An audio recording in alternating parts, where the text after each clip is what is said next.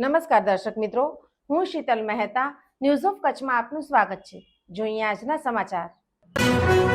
વિથોણમાં મહેતા ઇન્દરજી અમીચંદની 100મી જન્મ જયંતિ નિમિત્તે Sanghvi multi speciality હોસ્પિટલના સહયોગથી મેડિકલ કેમ્પ યોજાયો।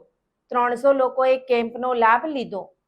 મહેતા ઇન્દરજી અમીચંદની 100મી જન્મતિથિ નિમિત્તે એમના પુત્ર ધીરજભાઈ મહેતા, ચંદ્રકાંતભાઈ મહેતા, મહેન્દ્રભાઈ મહેતા દ્વારા વિથોણ ગામે નિઃશુલ્ક નિદાન અને રાહત દરે સારવાર કેમ્પનું આયોજન કરવામાં આવ્યું હતું। આ આરોગ્ય કેમ્પનું આયોજન Sanghvi multi speciality hospital Bhuj દ્વારા કરવામાં આવ્યું હતું। ઇન્દરજી બાપાની 100મી જન્મતિથિ નિમિત્તે યોજાયેલ જનરલ મેડિકલ કેમ્પમાં સ્વર્ગસ્થ ઇન્દરજી બાપાની જીવદયાની પ્રવૃત્તિને યાદ કરવામાં આવી હતી। તેઓ વિથોણ વેપારી એસોસિએશનના સ્થાપક હતા અને વર્ષો સુધી પ્રમુખ તરીકે રહ્યા હતા। તેઓ નગર શેઠના હુલામણા નામે ઓળખાતા હતા। વિથોણ કન્યાશાળા ખાતે યોજાયેલા કેમ્પમાં 300થી વધુ લોકોએ લાભ લીધો હતો।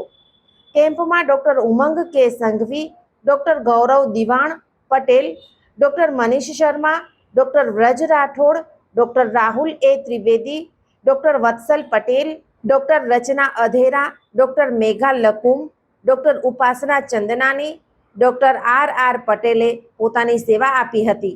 કેમ્પ દરમિયાન ડાયાબિટીસની તપાસ, ઇસીજી, એક્સ-રે, બ્લડ પ્રેશર જેવી તપાસો ફ્રીમાં કરવામાં આવી હતી।